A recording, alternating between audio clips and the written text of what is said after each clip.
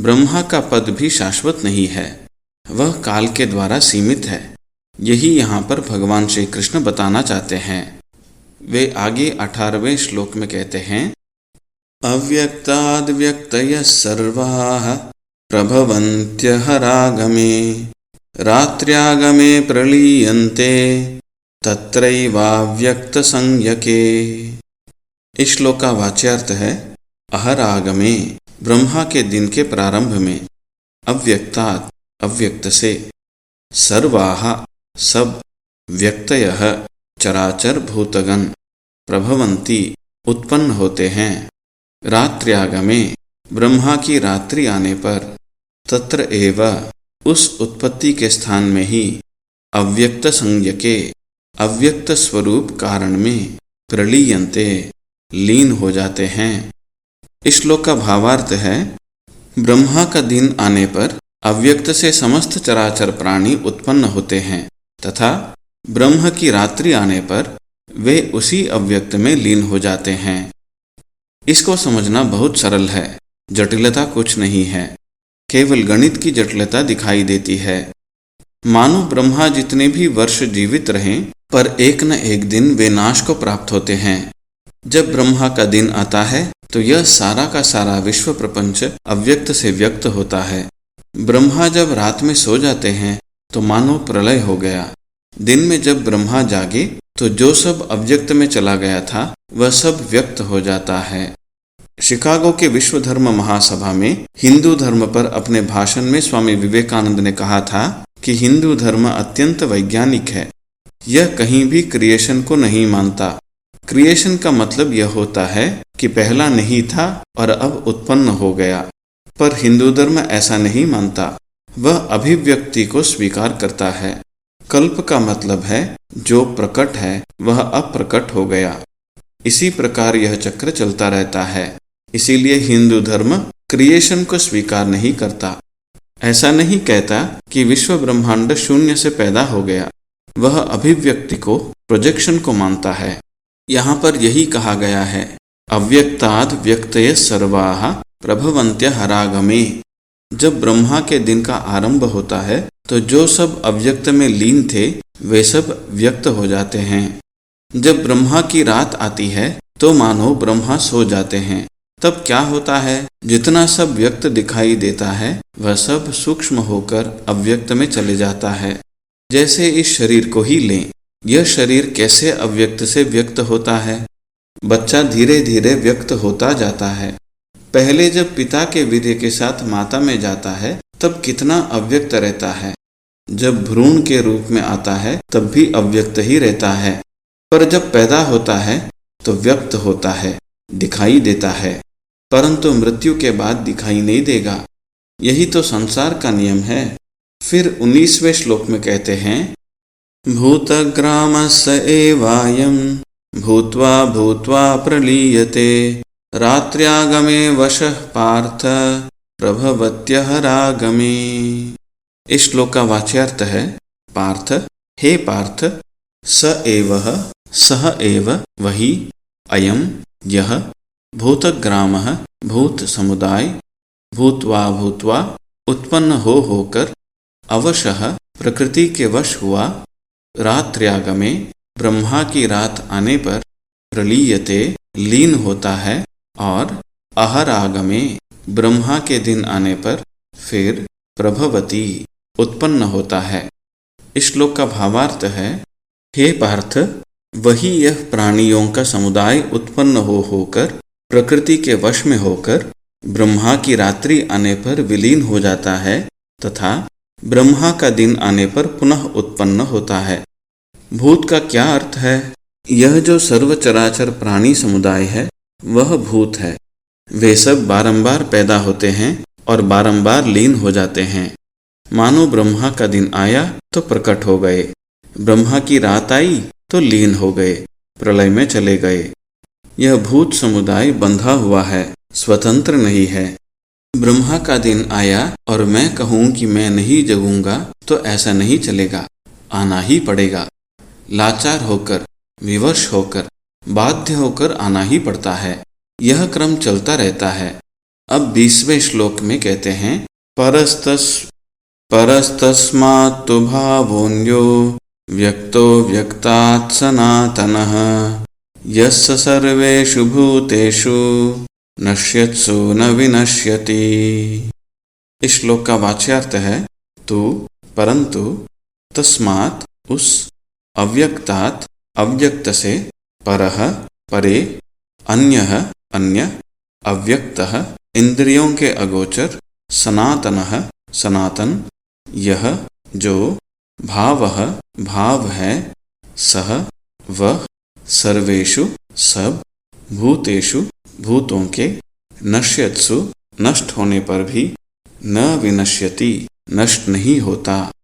इस श्लोक का भावार्थ है पर उस अव्यक्त से भिन्न जो दूसरा इंद्रियों के अगोचर सनातन भाव है, वह सनातन प्राणियों के नष्ट होने पर भी नष्ट नहीं होता। ये सब भूत समुदाय अव्यक्त से व्यक्त होते हैं और व्यक्त से पुनः अव्यक्त में चले जाते हैं। यहाँ पर कहते हैं कि इस अव्यक्त से भी बढ़कर एक अव्यक्त है। सारे के सारे भूत, सारे के सारे प्राणी भले ही नष्ट हो जाए पर यह कभी नष्ट नहीं होता। इसका क्या मतलब है? यहाँ कहा गया है कि यह सनातन अव्यक्त है। इस अव्यक्त से भी वह भिन्न है। ब्रह्मा के सोने पर यह सारा भूत समुदाय अव्यक्त में समा जाता है। ब्रह्मा के उठने पर, दिन होने पर फिर से अव्यक्त से व्यक्त हो जाता है। यह अव्यक्त ही प्रकृति है। यह प्रकृति ब्रह्म की शक्ति है। ब्रह्म जब इस शक्ति से युक्त होता है तभी सृष्टि का कार्य होता है। आपके सामने हम वेदांत का तत्व बतलाते हैं। ब्रह्म समस्त द्वैत से परे हैं, मानो वही एकमात्र निरपेक्ष सत्ता है। उसमें किसी प्रकार का द्वैत भाव नहीं है। अब उस ब्रह्म के भीतर में न जाने कहाँ से एक इच्छा उठी, एको हम बहुश्याम, मैं अकेला हूँ अनेक होऊं। जो ही इच्छा उठी उसने शक्ति का आह्वान किया। यह है ब्रह्म की शक्ति। श्री रामकृष्ण उसे जगदम्बा कहा करते थे। यही परमेश्वरी है। इसी को काली या जगत जननी कहा जाता है। श्री रामकृष्ण कहते थे कि जैसे ब्रह्म सत्य है वैसे ही ब्रह्म की शक्ति भी सत्य है। यह शक्ति आ गई। जो ही शक्ति आ गई तो ब्रह्म को तकनीकी रूप में ब्रह्म नहीं कहा जा सकता, उसको ईश्वर कहते हैं। जिसको श्री रामकृष्ण ने माँ कहकर पुकारा, इसी शक्ति को प्रकृति कहा गया है। ईश्वर किसी प्रकृति का सहारा लेकर संसार में भिन्न भिन्न लोकों को उत्पन्न करता है। यह जो प्रकृति है जड़ात्मक है। इसे ही अव्यक्त कहा गया। परंतु इस अव्यक्त से परे एक सनातन अव्यक्त है। वह साक्षात ब्रह्म है। भगवान कृष्ण कहते हैं, अर्जुन वही मैं हूँ। वह जो सनातन अव्यक्त है वह चैतन्यात्मक है। वही मेरा अपना स्वरूप है। सर्वभूतों के नष्ट हो जाने पर भी वह नष्ट नहीं होता है। अब 21वें श्लोक में कहते हैं, अव्यक्तोऽक्षर इत्युक्तः तमाहुः परमां गतिं यं प्राप्य न निवर्तन्ते तद्धाम परमं मम। इस श्लोक का वाच्यार्थ है, अव्यक्तः अव्यक्त, अक्षरः अक्षर, इति इस नाम से, उक्तः कहा गया है, तम उसी अक्षर नामक अव्यक्त भाव को, परमां गतिम परम गति, आहुहु कहते हैं, तथा यम जिस सनातन अव्यक्त भाव को प्राप्य प्राप्त होकर मनुष्य न निवर्तन्ते वापस नहीं आते, तत् वह मम मेरा परम धाम है। इस श्लोक का भावार्थ हुआ, जो अव्यक्त भाव अक्षर इस नाम से कहा गया है उसी को परम गति कहते हैं, तथा जिस अव्यक्त भाव को प्राप्त होकर जी फिर नहीं लौटते वह मेरा परम धाम है। वह जो अव्यक्त है, हे अर्जुन, उसी को अक्षर कहा गया है। हम लोग ब्रह्मा के संदर्भ में जिस प्रकृति की चर्चा कर रहे हैं वह क्षर है, नाशवान है, विनाशी है। उस अव्यक्त से भी जो सनातन अव्यक्त है वही मेरा स्वरूप है। वह चैतन्यात्मक है। उसी को अक्षर ब्रह्म कहते हैं। उसी को परम गति कहते हैं। तमाहुहु परमां गतिम, जिसको प्राप्त कर लेने पर वापस नहीं आना पड़ता। अर्जुन, वही मेरा परम धाम है। भगवान यहाँ पर जोर देकर कहते हैं, यही मेरा परम धाम अव्यक्त कहलाता है। यहाँ पर जिस सनातन अव्यक्त की बात कही जा रही है, उसे कहीं भूलकर तू मेरी जड़ प्रकृति मत समझ लेना, जिसे अव्यक्त कहा गया है और जिसका नाश होता है। यह मेरी चैतन्यात्मक सत्ता है, जिसकी उपलब्धि कर तू मेरे परम धाम को प्राप्त कर लेगा, जहाँ पर पहुंचकर इस आवागमन की प्रक्रिया का अंत हो जाता है। मेरा परम धाम कहने से यह नहीं सोचना चाहिए कि भगवान और उनका धाम दो अलग अलग वस्तुएं हैं। अतएव इस धाम की प्राप्ति ग्राम आदि की प्राप्ति के समान नहीं है। इस धाम को पाने का तात्पर्य है भगवान को प्राप्त करना, अर्थात भगवत स्वरूप हो जाना। यहाँ पर प्रभु श्री कृष्ण हमें अक्षर ब्रह्म की प्रतीति करा दे रहे हैं। फिर 22वें श्लोक में कहते हैं, पुरुषस्स परः पार्थ भक्त्या लभ्यस्त्वनन्यया यस्यान्तस्थानि भूतानि येन सर्वमिदं ततम्। इस श्लोक का वाच्यार्थ है, पार्थ, हे पार्थ, यस्य, जिसके, अंतस्थानि, भीतर, भूतानि, समस्त भूतगण हैं, तथा येन, जिसके द्वारा, इदम, यह, सर्वम, समस्त जगत, ततम, व्याप्य है, सह, वह सनातन अव्यक्त, परः पुरुषः, परम पुरुष, तो अनन्यया, अनन्य, भक्त्या, भक्ति से ही, लभ्यः, प्राप्त होने योग्य है। इस श्लोक का भावार्थ है, हे पार्थ, जिसके भीतर समस्त भूतगण है तथा जिसके द्वारा यह समस्त जगत व्याप्त है, यह सनातन अव्यक्त परम पुरुष तो अनन्य भक्ति से ही प्राप्त होने योग्य है। वह परम पुरुष, वह परम धाम, जिसे परम गति कहा है, वह मैं ही हूँ। ये पुरुष कैसे प्राप्त होते हैं? भक्त्या लभ्यस्त्वनन्यया, वे अनन्य भक्ति से प्राप्त होते हैं। अनन्य का क्या अर्थ है? जहाँ पर मन दूसरा नहीं सोचता, दूसरे का चिंतन नहीं करता, केवल उसी एक परम पुरुष की ही चिंतन करता है, उसे अनन्य भक्ति कहते हैं। प्रभु कहते हैं कि ऐसी अनन्य भक्ति के द्वारा मैं प्राप्त होता हूँ। वे परम पुरुष कैसे हैं? उसके भीतर सारे प्राणी रहते हैं, अर्थात वे आदि कारण हैं, जिनके भीतर यह कार्य रूपी संसार अवस्थित है। साथ ही वे परम पुरुष मानो सभी में व्याप्त रहते हैं। जैसे चंदन की सुगंध चंदन की लकड़ी में सर्वत्र व्याप्त रहती है। इस बात को आप गीता में, उपनिषदों में बार बार पढ़ेंगे। अंग्रेजी में इन्हें कहते हैं इमनेंट और ट्रांसेंडेंट। इमनेंट का मतलब है सबके भीतर वही बैठे हुए हैं, समाये हुए हैं। इसको हम कहते हैं सर्वांतर्यामी। ट्रांसेंडेंट का अर्थ है सर्वातीत। इसका अर्थ यह हुआ कि सबके भीतर और सबके परे भी वही सत्ता विद्यमान है। इसीलिए साथ साथ यह कहा जाता है कि वे इमनेंट और ट्रांसेंडेंट दोनों ही हैं। वे मेरे भीतर भी हैं और बाहर भी हैं। तो फिर यह जो बीच में दिखाई देता है वह क्या है? वह भी वे ही हैं। इस प्रकार के भाव यहाँ पर दर्शाए गए हैं। प्रभु श्री कृष्ण ने उस परम पुरुष को पाने का रास्ता बता दिया कि वह अनन्य भक्ति के द्वारा प्राप्त किया जाता है। अब यह कहेंगे कि मनुष्य जब मरता है तो एक रास्ता वह है जिससे वह फिर से लौट आता है, फिर से जन्म लेता है। एक अन्य रास्ता वह है जिससे जाने के बाद पुनः लौटकर नहीं आता, वह मुक्ति पा लेता है। उसको कहते हैं देवयान। पहले को कहते हैं पितृयान। यहाँ पर कहा है यत्र काले त्वनावृत्तिम आवृत्तिम चैव योगिनः प्रयाता यान्ति तं कालम वक्ष्यामि भरतर्षभ। इस श्लोक का वाच्यार्थ हुआ, भरतर्षभ, हे भरत श्रेष्ठ, तू तो यत्र काले, जिस काल में, प्रयाताः, प्रयाण करने पर, योगिनः, योगीजन, अनावृत्तिम, वापस न लौटने वाली गति को, च, और जिस काल में, आवृत्तिम, वापस लौटने वाली गति को, यान्ति, प्राप्त होते हैं, तम, उस, कालम, काल के विषय में, वक्ष्यामि, कहूँगा।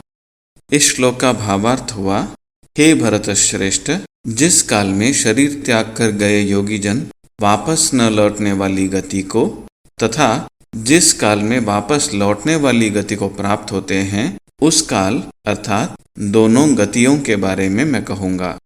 कहते हैं, देखो ये दोनों के दोनों योगी जन हैं। एक रास्ते से जाने वाले योगी लौटकर नहीं आता, दूसरे रास्ते से जाने वाला लौटकर चला आता है। तो लौटकर आने वाला योगी योग भ्रष्ट हो गया है। वह भी योगी है, साधक है, पर उसकी साधना फलवती नहीं हुई, सिद्ध नहीं हुई, इसीलिए वह लौटकर आता है। तो हम में से भी जितने भी लोग साधना करते हैं, वे भी इन्हीं दो मार्गों से जाते हैं। जो साधना नहीं करते वे तो तिर्यक योनि में जाते हैं।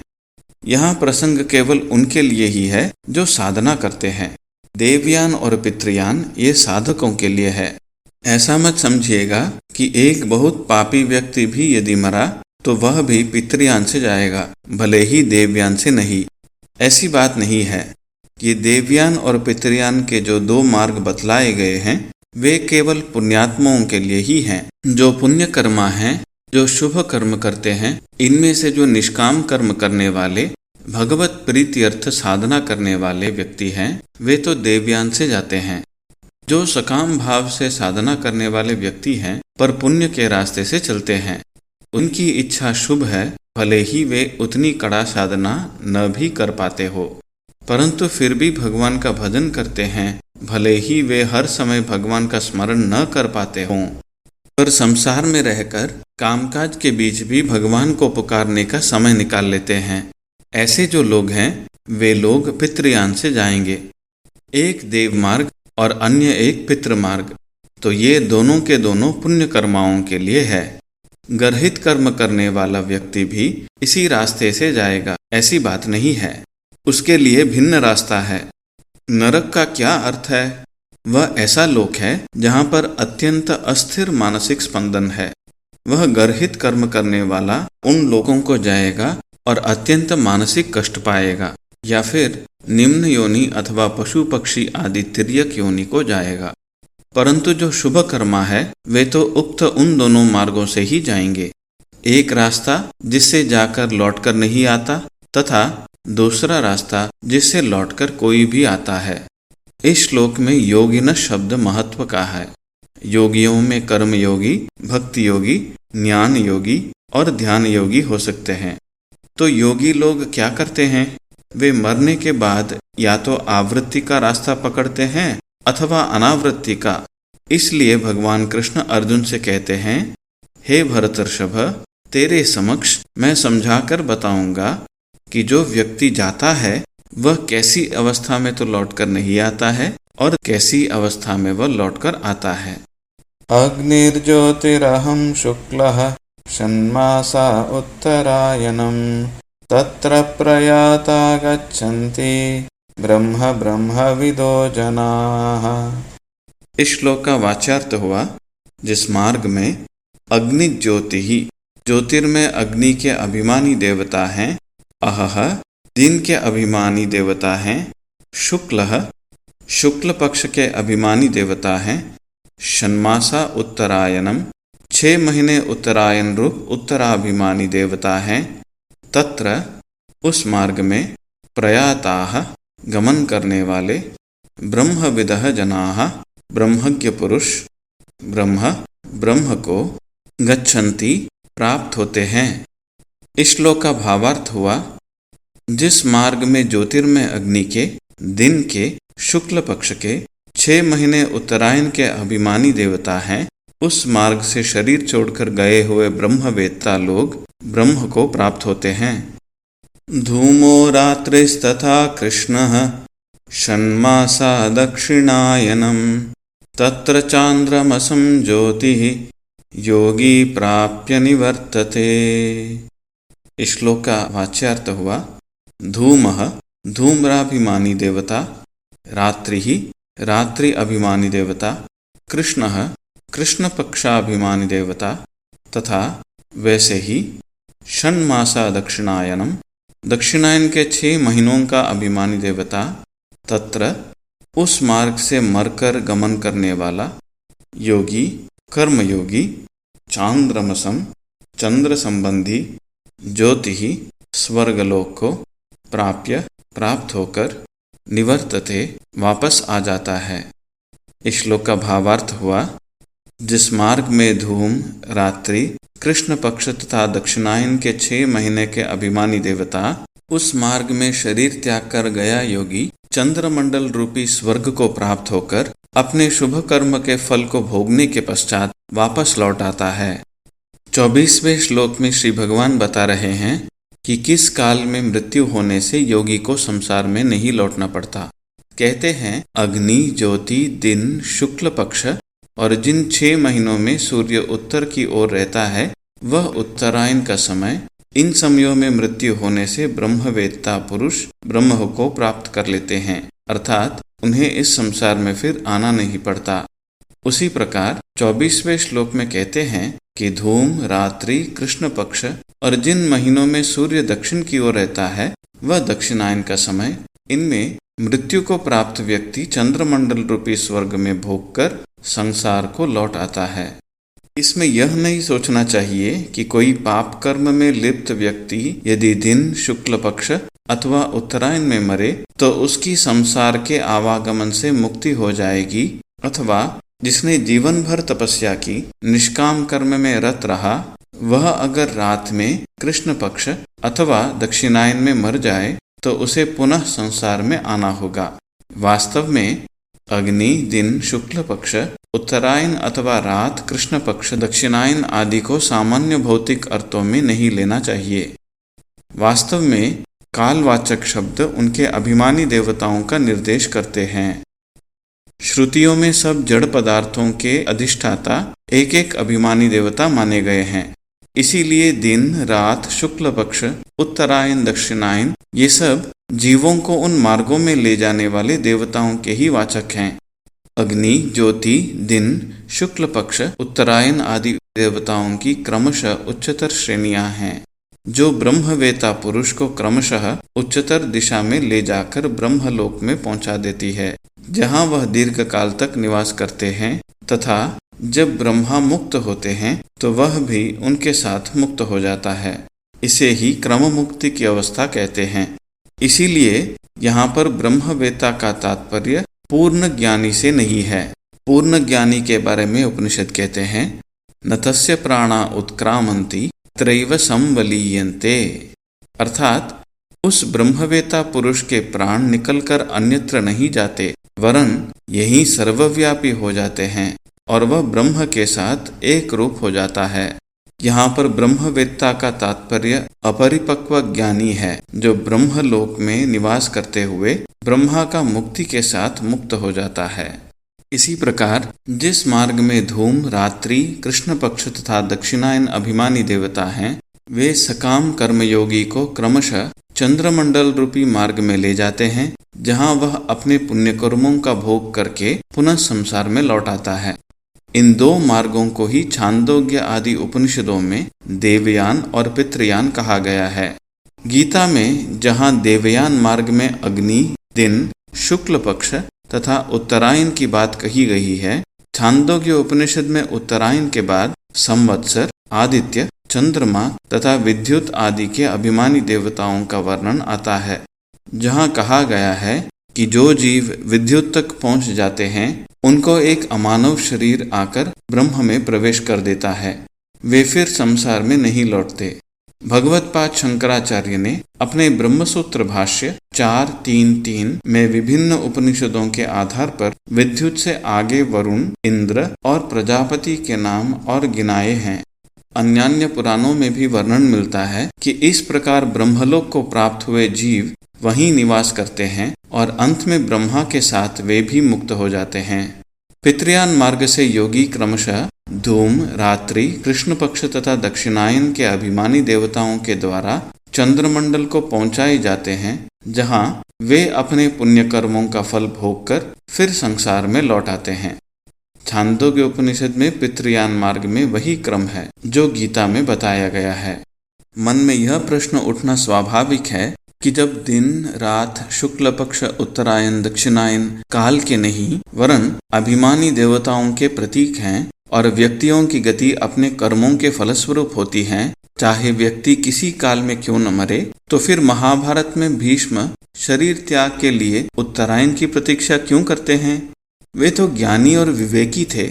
वे कभी भी शरीर त्याग कर देवयान के मार्ग में चले जा सकते थे, तो उन्होंने इतने दिनों तक बाणों की शैया का कष्ट क्यों भोगा? इसके उत्तर में कहा गया है कि उन्होंने शास्त्र के वचनों का लोकाचार का पालन करने के लिए यह कष्ट किया। शास्त्रों में दक्षिणायन में मरना निंदित माना गया है, अतः उस कथन की रक्षा के लिए उन्होंने यह सब किया। फिर उन्हें इच्छा मृत्यु प्राप्त थी तथा युधिष्ठिर को नीति धर्म आदि की शिक्षा भी देनी थी। शरशय्या का दुख कष्ट स्वीकार करने के ये भी कारण हो सकते हैं। दोनों मार्गों का उपसंहार करते हुए अब 26वें श्लोक में कहते हैं, शुक्ल कृष्णे गते ह्येते जगत शाश्वते मते एकया यात्यनावर्तिम अन्यया वर्तते पुनः। इस श्लोक का वाच्यार्थ हुआ कि क्योंकि जगतः जगत के एते ये दो प्रकार के शुक्ल कृष्णे शुक्ल और कृष्ण अर्थात देवयान और पितृयान गति मार्ग शाश्वते सनातन मते माने गए हैं, इनमें एकया एक से गया हुआ अनावृत्तिम मोक्ष को याति प्राप्त होता है, अन्यथा दूसरे के द्वारा गया हुआ पुनः फिर आवर्तते वापस आता है। इस श्लोक का भावार्थ हुआ क्योंकि जगत के ये शुक्ल और कृष्ण मार्ग सनातन माने गए हैं, इनमें से एक से अर्थात शुक्ल मार्ग से गया हुआ जीव मोक्ष को प्राप्त होता है तथा दूसरे यानी कृष्ण मार्ग से गया हुआ जीव लौट आता है। यहाँ पर बता रहे हैं कि जगत की शुक्ल और कृष्ण ये दो गतियाँ, जिन्हें देवयान मार्ग और पितृयान मार्ग भी कहा जाता है, चिरंतन है। जो लोग ईश्वर की सगुण भाव से उपासना करते हैं तथा भगवत प्रीति के लिए अभ्यास करते हुए देह का त्याग करते हैं, वे शुक्ल गति को अर्थात देवयान मार्ग से ब्रह्मलोक को प्राप्त होते हैं और वहां दीर्घ काल तक निवास करते हुए कल्प शेष होने पर ब्रह्मा के साथ मुक्त हो जाते हैं। फिर उनका संसार में पुनर्जन्म नहीं होता।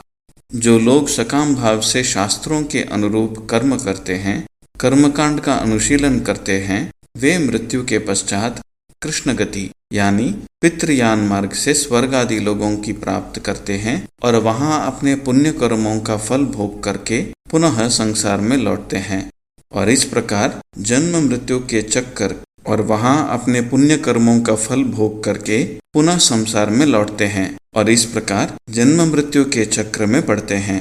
ब्रह्म स्वरूप ज्ञान का प्रकाश करने में सहायक होने के कारण देवयान मार्ग को शुक्ल तथा ज्ञान के प्रकाश से रहित होने के कारण पितृयान मार्ग को कृष्ण कहा जाता है। ये दोनों गतियां शाश्वत हैं, इसलिए शास्त्रोचित उपाय से सगुण ब्रह्म की उपासना करने वाले को शुक्ल गति तथा कर्मकांड के उपासना करने वाले को कृष्ण गति मिलेगी ही। किंतु जो लोग धर्म विरुद्ध पापाचरण करते हैं, उन्हें मरने के बाद ये दोनों गतियां प्राप्त नहीं होती, वरन ये मृत्यु के बाद नरक आदि लोकों में जाते हैं और वहां अपने दुष्कर्मों का फल यातना और कष्ट के रूप में भोग कर पुनः संसार में पशु योनि अथवा निम्नतर मनुष्य योनि में जन्म ग्रहण करते हैं। जो मनुष्य संसार में अत्यंत गर्हित पाप कर्मों में लिप्त होते हैं, वे मरने के बाद कीट पतंगों के रूप में अनेक बार जन्म लेते हैं और मरते हैं। फिर संसार में ऐसे भी लोग होते हैं जो न अत्यधिक पुण्य कर्मों में लिप्त होते हैं और न अत्यधिक पाप कर्मों में। वे अपने ही स्वार्थ में डूबे रहते हैं। ऐसे लोग बार बार मरते हैं और बार बार जन्म लेते हैं। धीरे धीरे संसार के घात प्रतिघातों से जब थोड़ा सा विवेक जागृत होता है, तब ये ईश्वर की ओर मुड़ते हैं। अब अगले श्लोक में बता रहे हैं, इन दोनों गतियों को यथार्थता से जान लेता है, वह मोह से मुक्त हो जाता है। नैते श्रुति पार्थ जानन योगी मुह्यति कश्चन तस्मात् सर्वेषु कालेषु योगयुक्तो भवार्जुन। श्लोक का वाच्यार्थ हुआ, हे पार्थ, एते इन दोनों, श्रुति मार्गों को, जानन तत्व से जानने वाले, कश्चन कोई भी, योगी न मुह्यति मोहित नहीं होता, तस्मात् इसलिए, अर्जुन हे अर्जुन, तो सर्वेषु कालेषु सब काल में, योगयुक्त भव हो। श्लोक का भावार्थ हुआ, हे पार्थ, इन दोनों मार्गों को यथार्थता से जानने वाला कोई भी योगी मोहग्रस्त नहीं होता। इसीलिए है अर्जुन, तो सब समय ध्यान योग से युक्त हो। जो भी योगी यथार्थता से जान लेता है कि देवयान मार्ग से जाकर व्यक्ति दीर्घ काल तक ब्रह्मलोक का सुख भोग कर अंत में क्रम मुक्ति की अवस्था को प्राप्त करेगा और पितृयान मार्ग से चंद्रमंडल में जाकर स्वर्ग सुख का भोग करने के बाद फिर से दुखमय संसार में आना पड़ेगा, तो यह योगी स्वर्ग सुख के प्रति मोहित नहीं होगा। वह सब समय ईश्वर के स्मरण चिंतन में युक्त होगा, ताकि अंत समय में प्रभु के स्मरण मनन बना रहे, जिससे मरने पर प्रभु की प्राप्त हो सके। इसीलिए भगवान अर्जुन को सब समय ईश्वर से युक्त होने का उपदेश देते हैं। अध्याय के अंत में ईश्वर से सतत युक्त योगी की महत्ता बताते हुए कहते हैं, वेदेषु यज्ञेषु तपस्सु चैव दानेषु यत्पुण्यफलं प्रदिष्टम् अत्येति तत्सर्वमिदं विदित्वा योगी परं स्थानमुपैति चाद्यम्। श्लोक का वाच्यार्थ हुआ, योगी इदम इसको, विदित्वा जानकर, वेदेषु वेदों में, च तथा, यज्ञेषु यज्ञों में, तपस्सु तपो में, दानेषु दानों में, यत् जो, पुण्यफलम पुण्यफल, प्रदिष्ठम कहा है, तत् उस, सर्वम सबको, एव निस्संदेह, अत्येति पार कर जाता है, और आद्यम सनातन, परम स्थानम परम पद को, उपैति प्राप्त होता है। श्लोक का भावार्थ हुआ, योगी इस रहस्य को जानकर वेदों के अध्ययन में, यज्ञों में, तपों में और दानों में जो पुण्यफल बताया गया है, उन सब का अतिक्रमण कर जाता है और सनातन परम पद को प्राप्त होता है। अर्जुन ने श्री कृष्ण से 7 प्रश्न पूछे। प्रथम, ब्रह्म क्या है? द्वितीय, अध्यात्म क्या है? तृतीय, कर्म क्या है? चतुर्थ, अभिभूत क्या है? पंचम, अधिदैव क्या है? षष्ठ, अधियज्ञ क्या है? तथा सप्तम, प्रयाण काल के समय सम्यक चित्त वाले व्यक्तियों द्वारा आप कैसे जाने जाते हैं?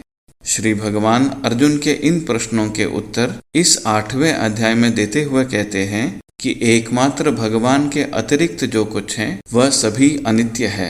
एकमात्र भगवान को प्रत्यक्ष रूप में जानने से ही मोक्ष की प्राप्त हो सकती है। भगवान में चित्त समाहित करने से जो परम आनंद प्राप्त होता है वह वेद पाठ, यज्ञ, दान, तपस्या इत्यादि के द्वारा प्राप्त स्वर्ग आदि लोकों की तुलना में अनंत गुना अधिक है। ये स्वर्ग आदि लोकों के प्राप्त रूपी फल अनित्य, अस्थिर, अपूर्ण और विनाशशील है। इसी दृष्टि से कहा गया, आत्यंतिक भाव से ईश्वर आराधना में युक्त योगी वेदों के अध्ययन, यज्ञ, तप और दान के जो पुण्य फल बताए हैं उनका अतिक्रमण कर जाता है। श्री मधुसूदन सरस्वती अपनी टीका में लिखते हैं, अध्याय के उपसंहार में भगवान के कहने का अभिप्राय यह है कि श्रुति विहित कर्म मार्ग में यज्ञ, दान तथा तपस्या के द्वारा जो जो फल प्राप्ति होती है उन सभी को निष्काम कर्म योगी तथा परमेश्वर में ध्याननिष्ठ योगी प्राप्त कर सकते हैं। इसके अतिरिक्त जो परमानंद स्वरूप परम पद प्राप्त होने पर सभी दुखों की आत्यंतिक निवृत्ति होती है एवं संसार में और पुनरावर्तन नहीं होता है, वह भी परमेश्वर की उपासना तथा उनकी प्रीति के लिए अनुष्ठित निष्काम कर्मों से अंत में प्राप्त होता है। इस प्रकार यह अक्षर ब्रह्म योग नामक 8वां अध्याय समाप्त होता है।